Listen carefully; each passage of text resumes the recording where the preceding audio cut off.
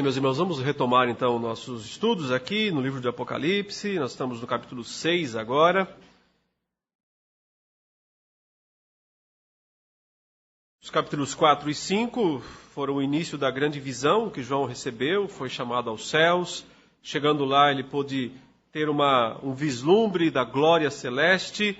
Deus como o Criador de todas as coisas, foi descrito no capítulo 4. Um livro recebeu destaque no início do capítulo 5 e o Cordeiro pegou esse livro nesse capítulo 5 por causa da obra da redenção, né? Então, o Deus Criador transfere ao Deus Redentor o governo dos céus e da terra.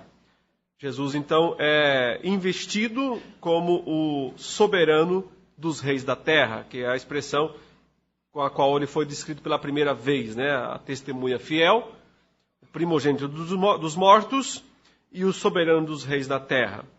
Ele, então, imediatamente começa a abrir o livro, a tirar os lacres, tirar os selos do livro. Então, o capítulo 6, verso 1, diz assim: Vi quando o Cordeiro abriu um dos selos, e ouvi um dos 4 seres viventes, dizendo como se fosse voz de trovão: Vem. Vi então, e eis um cavalo branco, e o seu cavaleiro com um arco, e foi-lhe dada uma coroa, e ele saiu vencendo e para vencer. Quando abriu o segundo selo, ouvi o segundo ser vivente dizendo: Vem. E saiu outro cavalo, vermelho, e ao seu cavaleiro foi-lhe dado tirar a paz da terra, para que os homens se matassem uns aos outros. Também lhe foi dada uma grande espada. Quando abriu o terceiro selo, ouvi o terceiro ser vivente dizendo: Vem. Então vi, e eis um cavalo preto, e o seu cavaleiro com uma balança na mão. E eu vi uma como que voz no meio dos 4 seres viventes, dizendo: Uma medida de trigo por 1 denário, 3 medidas de cevada por 1 denário, e não danifiques o azeite e o vinho. Quando o Cordeiro abriu o 4º selo, ouvi a voz do 4º ser vivente dizendo: Vem. E olhei, e eis um cavalo amarelo, e o seu cavaleiro, sendo este chamado Morte, e o inferno o estava seguindo. E foi-lhes dada a autoridade sobre a 4ª parte da terra, para matar a espada, pela fome, com a mortandade, e por meio das feras da terra. Quando ele abriu o 5º selo, vi debaixo do altar as almas daqueles que tinham sido mortos por causa da palavra de Deus e por causa do testemunho que sustentavam. Clamaram em grande voz, dizendo: Até quando, ó soberano Senhor, santo e verdadeiro, não julgas, nem vingas o nosso sangue dos que habitam sobre a terra? Então a cada um deles foi-lhe dada uma vestidura branca, e lhes disseram que repousassem ainda por pouco tempo, até que também se completasse o número dos seus conservos e seus irmãos que iam ser mortos, como igualmente eles foram. Vi quando o Cordeiro abriu o 6º selo, e sobreveio grande terremoto. O sol se tornou negro como saco de crina, a lua toda como sangue, as estrelas do céu caíram pela terra, como a figueira quando abalada por vento forte, deixa cair os seus figos verdes. E o céu recolheu-se como um pergaminho quando se enrola. Então todos os montes e ilhas foram movidos do seu lugar. Os reis da terra, os grandes, os comandantes, os ricos, os poderosos, e todo escravo e todo livre, se esconderam nas cavernas e nos penhascos dos montes, e disseram aos montes e aos rochedos: Caí sobre nós, e escondei-nos da face daquele que se assenta no trono e da ira do Cordeiro, porque chegou o grande dia da ira deles, e quem é que pode suster-se? Até aí, queridos, a leitura desta passagem. Observe, então, que Jesus aqui abre os selos do livro. E eles cobrem um imenso período de tempo. Certo? Temos que identificar essas ações de Jesus, ou seja, ele está com o livro agora.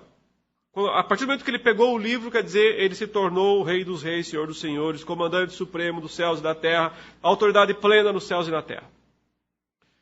Desde o primeiro selo até o último selo, nós temos que ver toda a história da redenção completada. Até porque o último selo, o sexto aqui, lembrando que o sétimo, que ainda será aberto no início do capítulo 8, é só um anticlímax. Porque quando abriu o sétimo selo, fez-se silêncio no céu por meia hora. Então, a ideia dessa meia hora, dessa hora abreviada, desse silêncio, quer dizer que é um anticlímax. Depois do sexto selo, que revelou aqui o juízo final, você cria uma expectativa de que o sétimo selo vai ser então uma coisa... O que pode vir no sétimo se o sexto já fez tudo isso? Então, justamente, não vem nada no sétimo. Ele é só um momento de pôr um ponto final na história. Porque imediatamente as 7 trombetas começam a ser tocadas, elas recomeçam a história outra vez. Então, é só um ponto de virada para dar outra volta, né? Recontar a história mais uma vez. Então, o ponto é o seguinte: a história contada nos 7 selos, nos 7 selos, é a mesma que será contada nas 7 trombetas. É a mesma que será contada nas 7 taças, nas 7 vozes e em todas as próximas séries de 7 que o Apocalipse contará.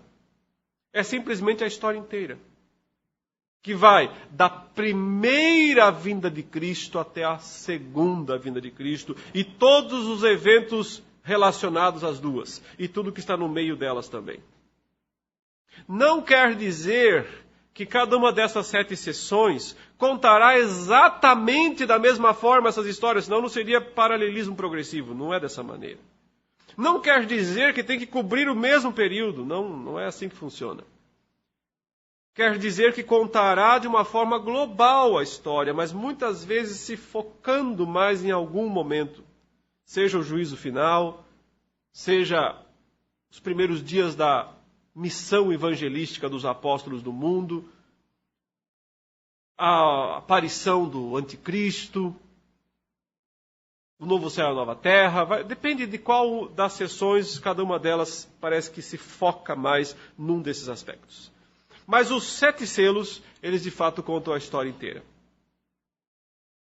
O que há de mais importante, eu diria, para os crentes das 7 igrejas da Ásia, para que eles entendam a importância de serem testemunhas.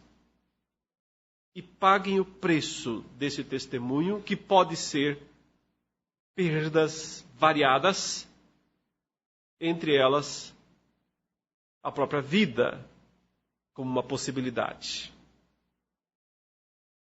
Note que o primeiro cavaleiro, primeiro selo, é descrito com expressões muito aproximadas com Cristo. Certo? Ele diz, quando o Cordeiro abriu o primeiro selo, um dos selos, ouvi um dos 4 seres viventes dizendo como se fosse voz de trovão, vem. Vi então, e eis um cavalo branco, o seu cavaleiro com um arco, e lhe foi dada uma coroa, e ele saiu vencendo e para vencer. Eu sei que a interpretação dominante, majoritária, 99% dos intérpretes atuais, quando leem esse texto, influenciados pelo movimento do livro Deixados para Trás, né, Tim LaHaye e companhia, interpretam isso aqui como o anticristo. E dizem, é o anticristo aqui, que é um falso Cristo, ele tenta se fazer passar por Cristo, por isso que ele é branco, por isso que ele tem a coroa, por isso que ele é vencedor, né? Mas ele é falso. Essa interpretação é muito inconsistente, por várias razões.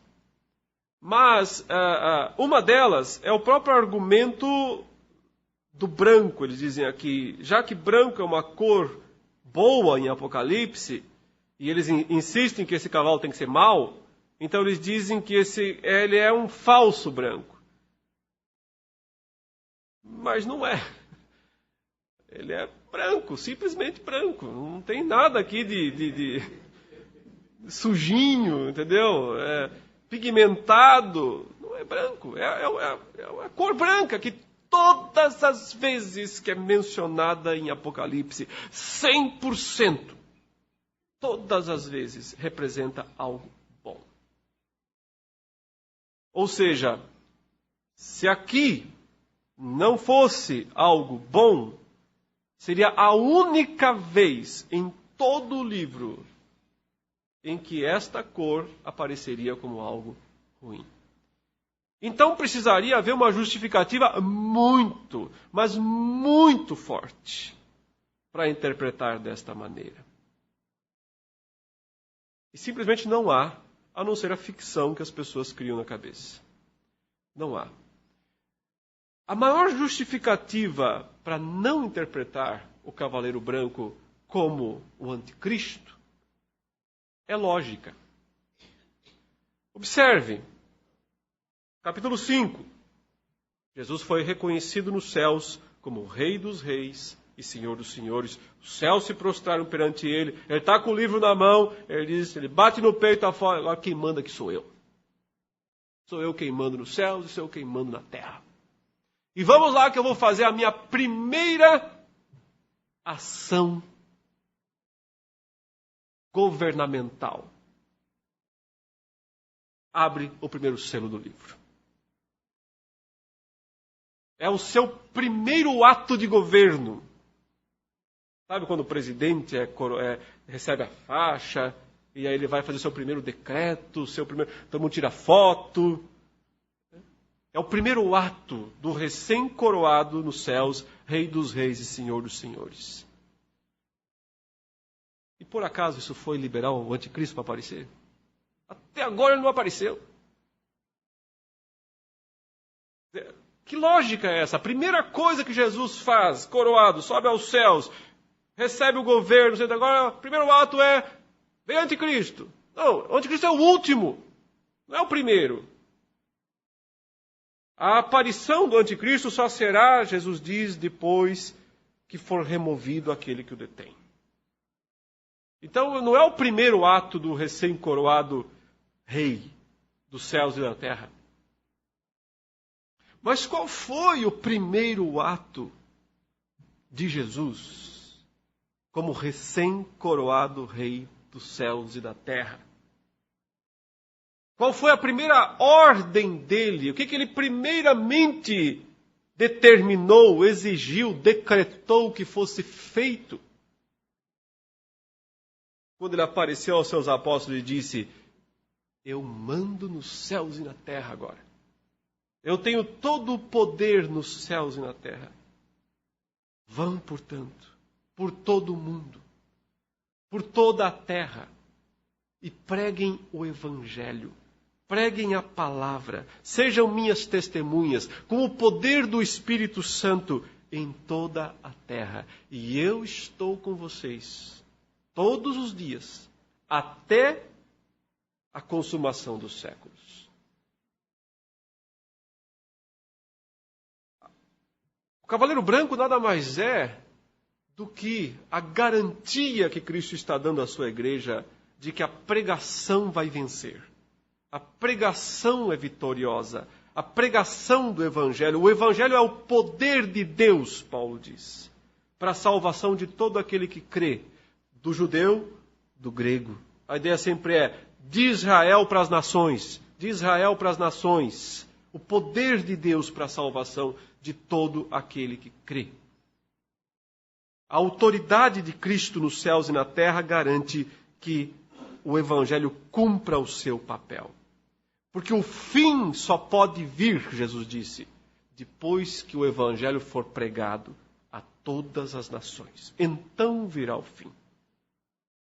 Basicamente, a tarefa fundamental de Cristo, como Rei dos Reis e Senhor dos Senhores, é garantir a vitória do Evangelho.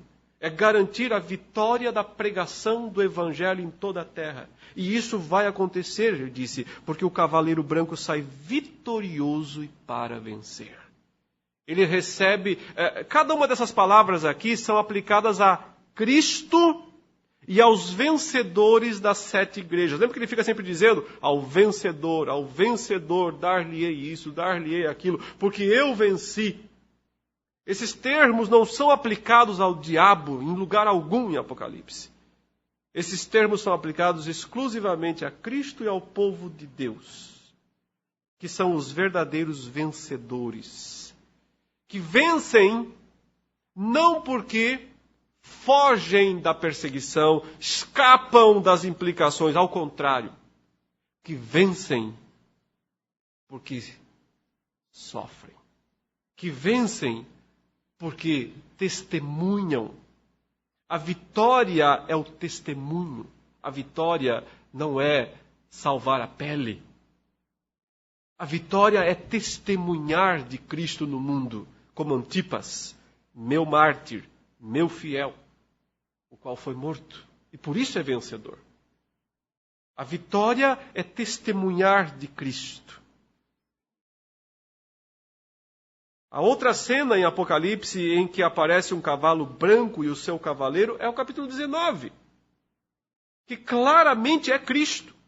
Vi os céus abertos e um cavalo branco e o seu cavaleiro, que tem escrito no seu manto e na sua coxa, Rei dos Reis e Senhor dos Senhores. Apocalipse tem essa malha interligada, ele está sempre cruzando informações. Você vê quantas vezes já mencionou aqui, palavra de Deus, testemunho de Jesus, palavra de Deus, testemunho de Jesus. Ou seja, porque é para ouvir, né? Bem-aventurado quem ouve. Você está ouvindo esses termos, você está cruzando essas informações. Ele menciona aqui um cavalo branco e o seu cavaleiro e volta a mencionar lá na frente o cavalo branco e o seu cavaleiro. Interpretar esses dois como diferentes fere toda a lógica de Apocalipse.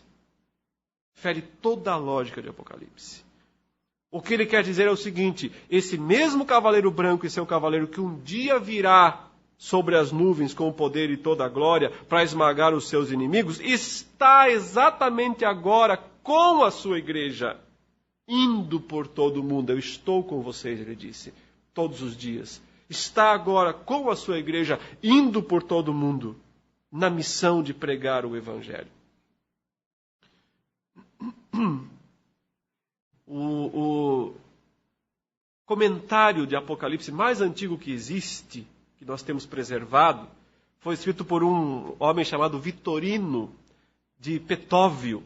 Esse comentário também, se você procurar no Google, você acha ele em inglês. Comentário de Apocalipse. Eu acho que ele foi o primeiro homem que entendeu isso. Eu já tinha essa opinião formada sobre o sentido do cavaleiro branco, mas um dia eu estava lendo esse comentário e eu encontrei lá, e ele escreve da seguinte maneira, o capítulo 6, o cavaleiro branco nada mais é do que o Espírito Santo de Deus que capacita a igreja através de Cristo para cumprir sua missão em toda a terra. Eu disse, ele me copiou?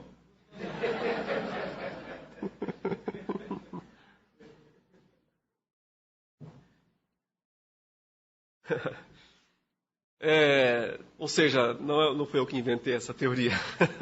Ela já está circulando por aí há bastante tempo, essa ideia de que não poderia ser outra coisa a não ser algo extremamente positivo, benéfico, porque a primeira coisa que Cristo fez recém-coroado nos céus e na terra não poderia ser algo negativo nesse sentido. Teria que ser algo extremamente positivo, que foi justamente o que ele fez. A ordem dada à sua igreja para que vá e pregue o Evangelho. E é por isso que, ao mesmo tempo, tem umas diferenças, né? Aqui entre o cavaleiro branco e o seu cavaleiro do primeiro selo e o cavaleiro do capítulo 19. E a principal diferença é a arma. Porque aqui ele tem um arco e lá ele tem uma espada. Um arco e uma espada. São armas diferentes. E é essa arma que leva muitos a dizer, então é por isso que ele é o anticristo. Por quê? Porque o arco, e aí eles fantasiam um monte de coisa em cima disso. Mas o que me parece querer indicar é que a eficácia das suas armas tem propósitos diferentes. O arco é para agora, a espada é para depois. A espada, que é aquela grande espada, é com a qual ele vai destruir os seus inimigos de uma vez só. Mas o arco é muito mais seletivo nesse sentido. É um trabalho muito mais individual, muito mais particular. O Evangelho vai alcançando pessoa por pessoa. Mas a destruição é de uma vez só. Quando ele voltar, com a espada que sai da sua boca, ele destrói todos. Então as armas de Cristo se explicam por funções diferentes, mas não significa personagens diferentes. Não há nenhuma razão em Apocalipse para não interpretar o Cavaleiro Branco como o próprio Cristo. Como o próprio Cristo na função que ele deu à sua igreja de pregar o evangelho dele em todo o mundo, enquanto ele está com ela, no meio dos candeeiros de ouro, capacitando essa igreja a essa missão. A figura do Novo Testamento é que Cristo é o cabeça e a igreja é o corpo. Aliás, Efésios 1, 20 a 23 fala que Jesus morreu, ressuscitou, subiu aos céus e ficou acima de todo principado, potestade, poder, domínio e nome que se possa referir não só no presente século, mas no vindouro. E, como cabeça sobre todas as coisas, Deus o deu à igreja, a qual é o seu corpo, a plenitude daquele que a tudo enche em todas as coisas. A ideia parece ser a seguinte, que quando Cristo subiu aos céus e se assentou à destra da majestade das alturas, pegou o livro do Pai, convém que ele reine, ele é o rei daqui para frente, ele é o rei dos céus. Mas de que maneira ele exerce o seu reino na terra? Ele precisa de um corpo na terra para exercer esse reino. Esse corpo é o seu povo, é a sua igreja, que se une a essa cabeça que governa, que comanda. Cada membro do corpo, na figura orgânica, né, de Efésios 4, de 1 Coríntios 12 a 14, membro do corpo, cada um com a sua função, com a sua tarefa. O que é isso? Isso é um reino que avança. É um modo como vitorioso e para vencer a igreja marcha nesse mundo, pisando cabeças, esmagando os inimigos, esmagando os adversários. A igreja faz parte do reino esmagador. Ela é o pé que Jesus usa para pisar os seus adversários. É por isso que ninguém pode deter o avanço do Evangelho.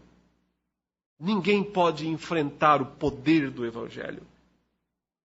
Quando o Evangelho é pregado na sua pureza e na sua simplicidade, ele é o poder de Deus. Dinamis. É o poder de Deus para a salvação de todo o que crê. Ou seja, ele salva e salva mesmo. As portas do inferno não podem resistir. Elas são estraçalhadas quando o corpo de Cristo avança em glória, em poder. No poder do Espírito, no poder de testemunha, no poder de Deus. Paulo diz que, nesse sentido, as armas da nossa milícia não são carnais, são as do Espírito, mas elas são demolidoras, ele diz. Nós avançamos demolindo fortalezas, ele fala. Demolindo fortalezas, estraçalhando armas de guerra inimigas. Porque ninguém pode deter o avanço do Evangelho, que é o poder de Deus. Ou seja, o que é que João e a Bíblia quer falar aos crentes? Veja o que você está perdendo. Se você está aí pensando só nas coisas do mundo.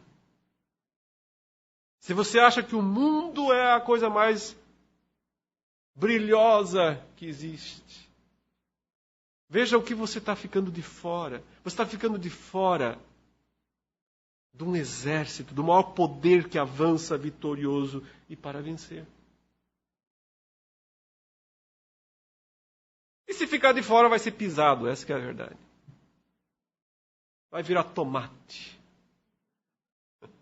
Em algum momento, um pé vai passar em cima de você. Ou seja, a realidade do Apocalipse é o seguinte, isso aqui é guerra, meus irmãos. Isso não é brincadeira. Isso não é passatempo. Igreja não é autoajuda. Igreja é guerra. É combate. É luta. E só tem 2 exércitos. Ou você faz parte de um, ou faz parte do outro. Só um exército vence. Aquele que está do lado do Rei dos Reis e do Senhor dos Senhores. Mas para que alguém não se engane pensando que isso possa ser um triunfalismo barato, ao estilo teologia da prosperidade, para que alguém não se engane, lembre-se sempre que vencer equivale a ser mártir. Vencer equivale a perder. A perder privilégios, a perder benefícios, a correr risco de ser processado e morto. E é por isso que os próximos 3 cavaleiros vão mostrar o lado amargo da história. Lá na frente, um anjo vai dar um livro para João comer. Livro que o Senhor está abrindo. Lá na frente, esse anjo, que é uma figura do próprio Cristo, tem todas as descrições de Cristo, põe um pé em cima do mar, um pé em cima da terra, pega o livro e ele fica pequenininho para o João poder comer, né? Ele diz, João, pega o livrinho aí e devora. E diz o quê? Ele será doce na sua boca, mas amargo no seu estômago. Parafraseando, eu posso dizer, o primeiro cavaleiro é o doce, o segundo, o terceiro, o quarto, o quinto, o amargo. As consequências da vitória do Evangelho são perseguição, morte, sofrimento. Não é uma vitória barata, não é triunfalismo barato, é guerra. E numa guerra tem mortes. Mas soldados que morrem por Cristo são condecorados. São coroados. Recebem a mesma glória, a mesma recompensa de Cristo. Por isso o Apocalipse está dizendo, vale a pena ser testemunha. Você pode pensar que não. Você pode pensar que enfrentar a vaca brava lá no anfiteatro romano não pode ser muito divertido, e não é mesmo. Você pode pensar que não vale muito a pena ser jogado dentro de um tonel de óleo fervente, e realmente não é agradável. Mas as recompensas que o Senhor dá aos seus mártires, aos seus vencedores, extrapolam. E Paulo já dizia isso, né? A nossa leve e momentânea tribulação. Não dá para comparar isso com o que ela produz, o eterno peso de glória. Uma coisa é leve e momentânea e uma coisa tem um peso eterno, ele disse. A tribulação, não é que ela por si só é leve e momentânea, ela é dura. Mas se você comparar com a recompensa, ela se torna leve e momentânea. Se você comparar com o peso da recompensa e com a durabilidade da recompensa, a tribulação fica leve e momentânea. Quando ele abriu o segundo selo, há um cavalo vermelho e o seu cavaleiro foi-lhe dado tirar a paz da terra, ele diz, para que os homens se matassem uns aos outros, também lhe foi dada uma grande espada. Bom, o símbolo genérico aqui é justamente morte, né? Morte, perseguição. Isso parece afetar tanto o mundo quanto a igreja. Me parece que o que acontece aqui nos cavaleiros não está restrito nem só ao mundo, nem só à igreja. Por quê? Porque mais lá na frente, quando ele contar as trombetas e as taças, especialmente as taças, ele vai dizer, isso é só para os ímpios. Isso é só para os ímpios. Porque vão ser selados os crentes para que eles não sejam afetados pelas taças. Então, por isso que as taças, elas se concentram mais no juízo final, que é só para os ímpios. Mas os selos, eles contam a história inteira, onde ímpios e crentes estão juntos. E são afetados simultaneamente, mas com propósitos diferentes. Então, aos ímpios, a ausência de paz é uma reação normal à recusa deles ao Evangelho. Se eles rejeitam o branco da paz do primeiro cavaleiro, não tem como ter paz. Para o ímpio, diz o meu Deus, não há paz. A recusa do mundo ao Evangelho só pode trazer para o mundo depravação e o juízo de Deus. A ira de Deus se revela do céu contra os seres humanos, na sua perversidade, no modo que eles cada vez mais se apegam à sua perversidade. Mas o que eu vejo como destaque aqui é essa grande espada que foi dada a esse cavaleiro. Geralmente essa espada, ela é a espada da execução da pena de morte dos cidadãos romanos. Você se lembra, né? Quem tinha na época o Green Card, a cidadania americana, que era a cidadania romana, parecida, se fosse condenado à morte, não seria crucificado. Seria decapitado. Você fala, grande coisa, né? E o que isso melhora? Melhora e muito. Você pode pensar que não. Mas melhora e muito. Melhora o seguinte: poupa 5 dias de ficar pendurado numa cruz. Todo o sofrimento desse período, talvez. Porque decapitação é uma morte rápida. É assim, foi, acabou. Você perde a cabeça na hora. Literalmente. Isso é morte por decapitação. Então, ela era considerada um privilégio. Sim. Porque se o sujeito fosse condenado à morte, ele poderia ser crucificado. Por isso que Jesus foi crucificado. Ele não era cidadão romano. Segundo a tradição, Pedro foi crucificado também. Inclusive dizem que de cabeça para baixo ele quis ser. Porque ele não era cidadão romano. Mas Paulo foi decapitado. Não foi crucificado. Por que Paulo foi decapitado? Porque ele tinha cidadania romana. A macaira, que é a grande espada, ela foi usada para a decapitação de Paulo. Era a espada da execução. Provavelmente o que o Apocalipse quer dizer aqui é o seguinte: depois do doce vem o amargo. Depois da vitória do Evangelho, depois da conquista do Evangelho, você tem que estar preparado para enfrentar a reação do mundo. A espada vem contra você.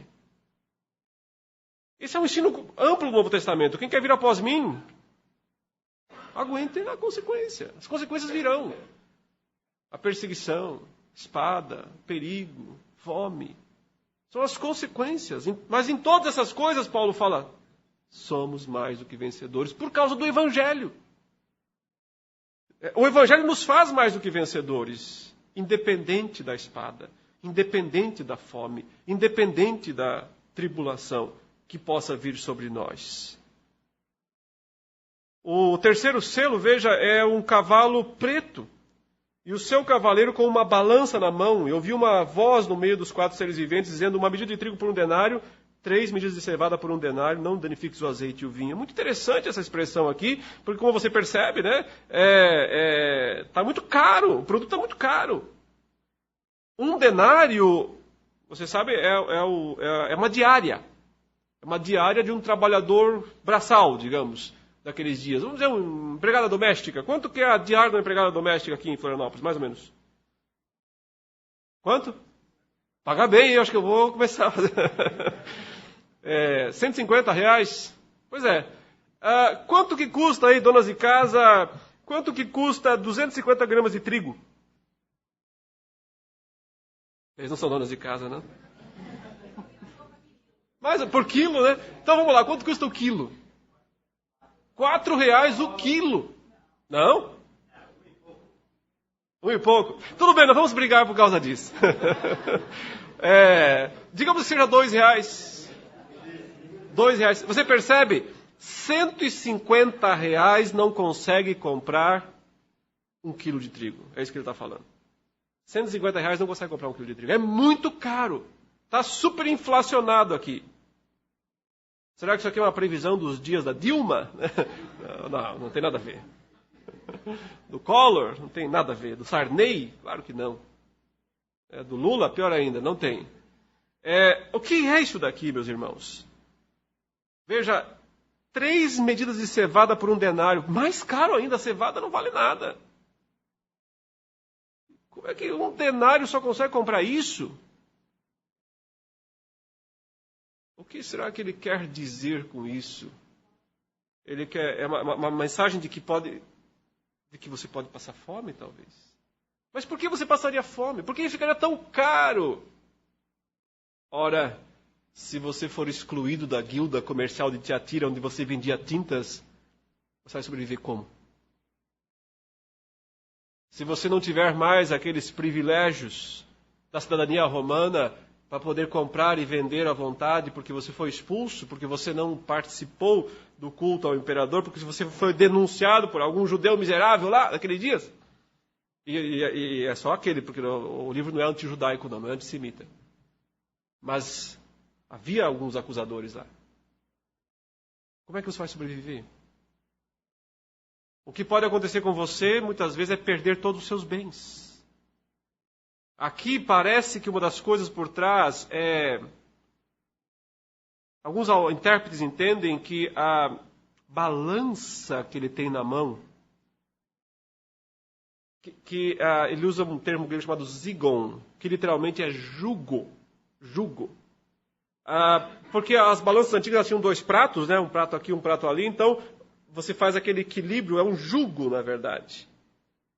Talvez o que ele queira dizer é... Porque sempre que o Novo Testamento usa a palavra zigon, ou jugo, que está aqui, é para escravidão. Uma das possíveis punições, sanções que uma pessoa podia sofrer ao desafiar o império era ser vendido como escravo. Não era só uma questão de cor de pele. Aliás, a escravidão romana não tinha nada a ver com cor de pele. Isso é uma coisa do Brasil, né? do mundo ocidental dos séculos passados. Mas lá no primeiro século, a escravidão era questão econômica. Era questão econômica. Ou seja, se você não podia pagar as suas dívidas, você se tornava escravo. Ou você também podia ser escravo por causa de um crime cometido. Não tinha a ver com cor de pele, tinha a ver com questão econômica.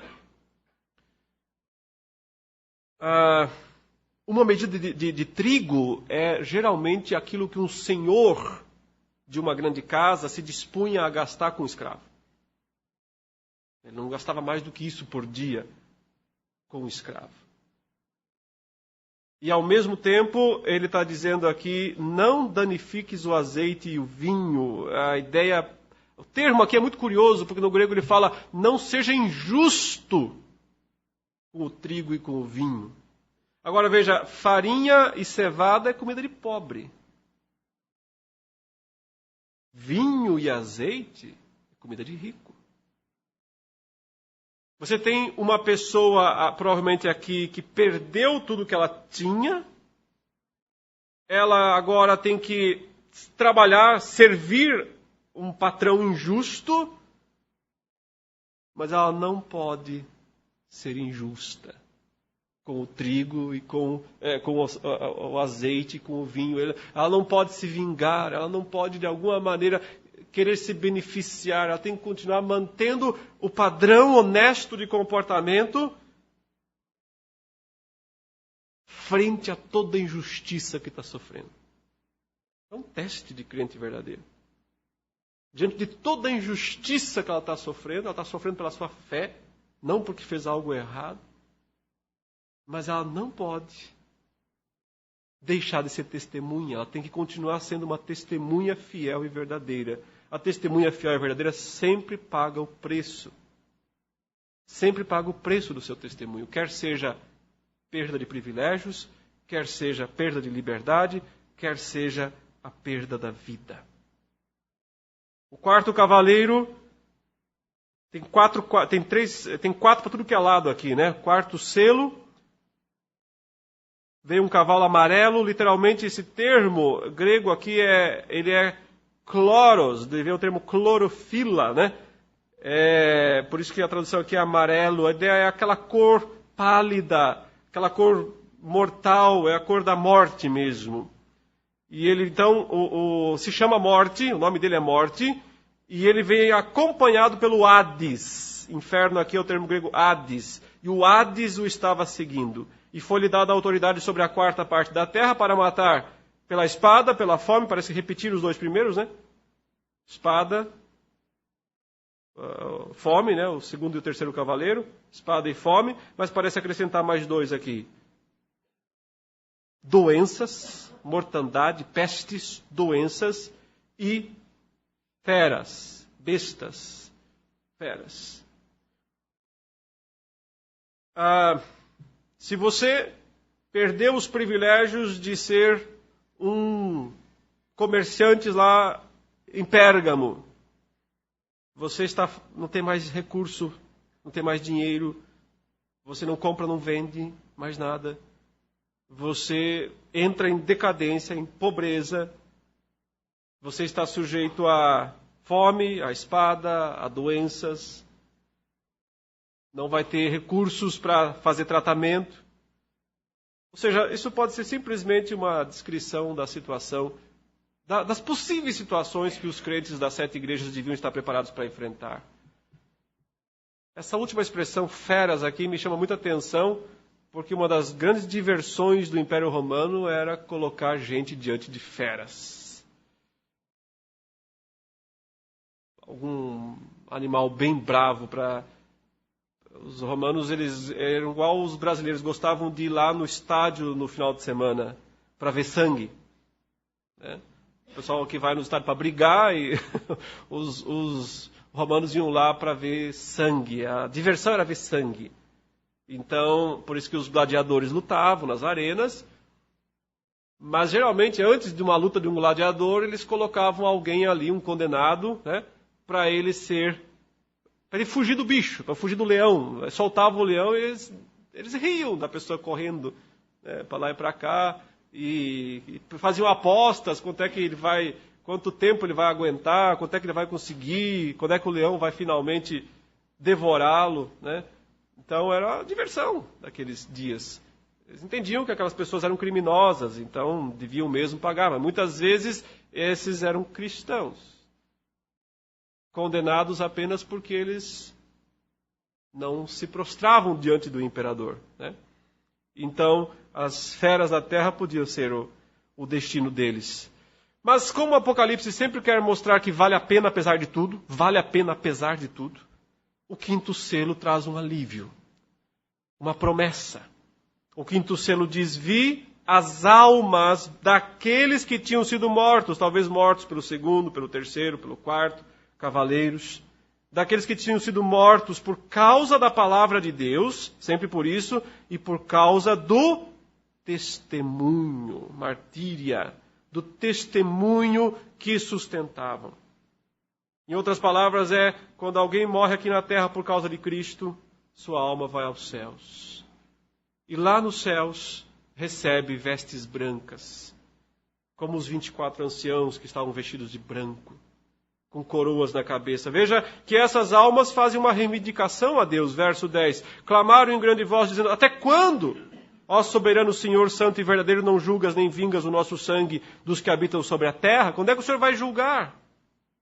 E a resposta de Deus é: eu vou julgar quando o último dos meus mártires voltar para cá, vier para cá.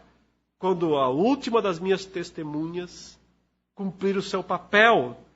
Foi-lhe dito, foi dada uma vestidura branca a cada um deles, e foi dito que repousasse ainda por pouco tempo, até que também se completasse o número dos seus conservos, os seus irmãos que iam ser mortos, como igualmente eles foram.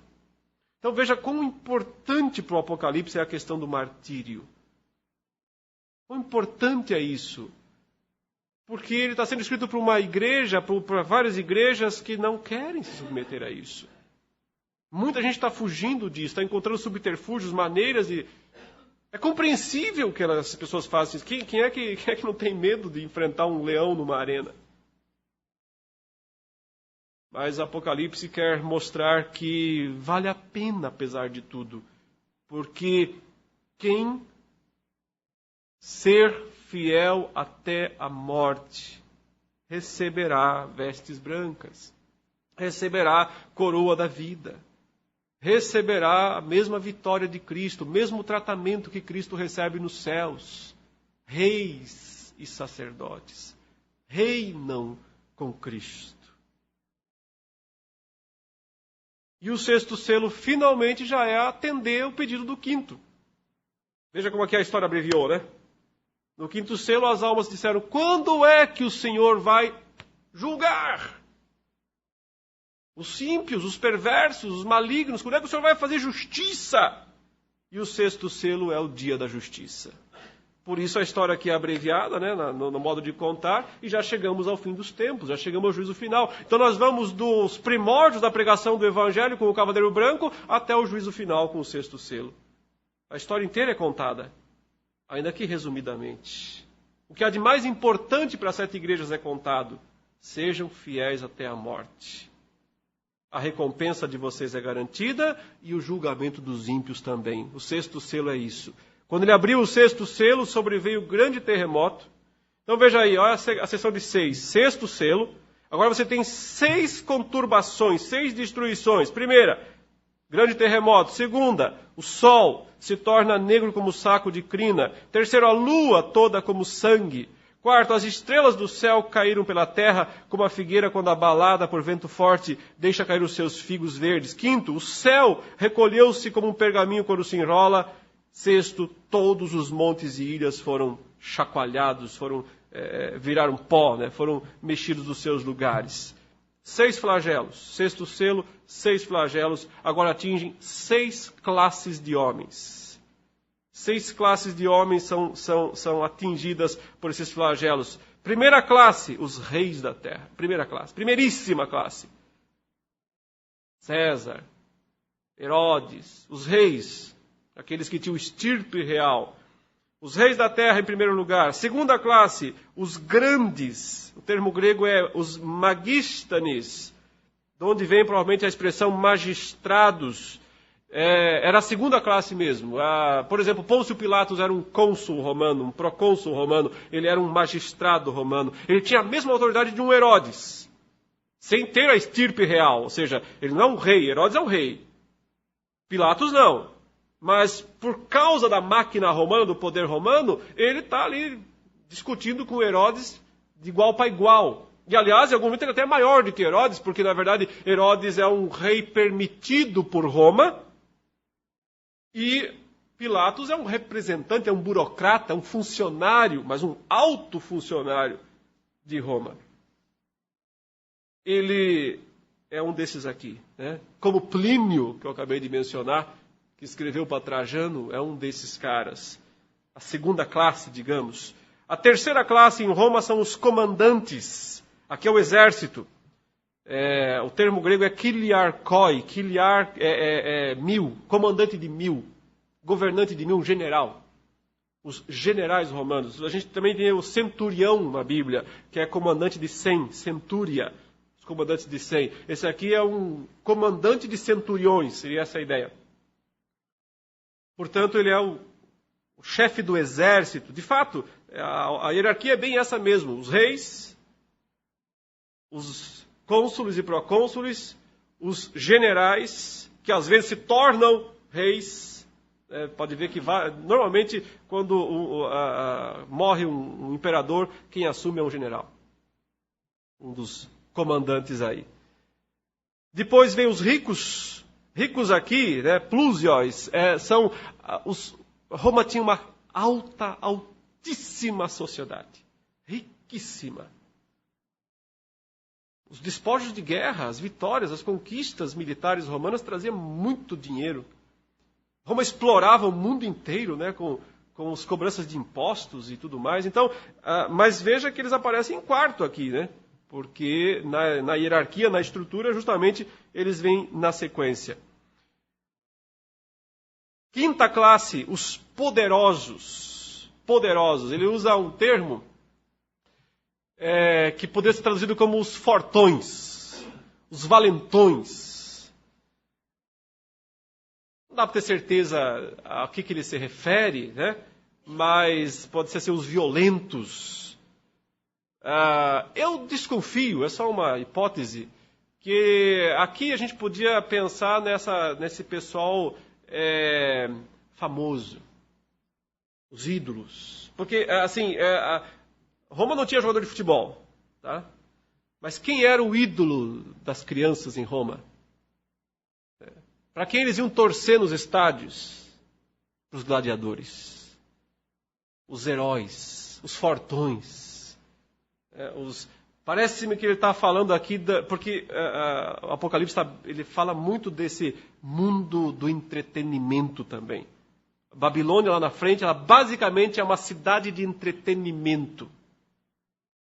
E talvez seja aqui isso que ele tem em mente quando ele diz os valentes, os heróis, os ídolos, aqueles que as pessoas admiram.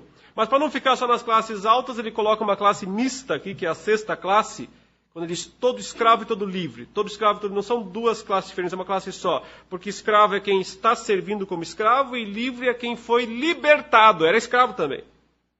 Mas ele foi alforriado. É um escravo alforriado. Ou seja, por mais que ele agora não esteja servindo, mas ele ainda tem as marcas de escravo no seu corpo e ele vai ser pela vida toda considerado ralé. Né? Classe baixa.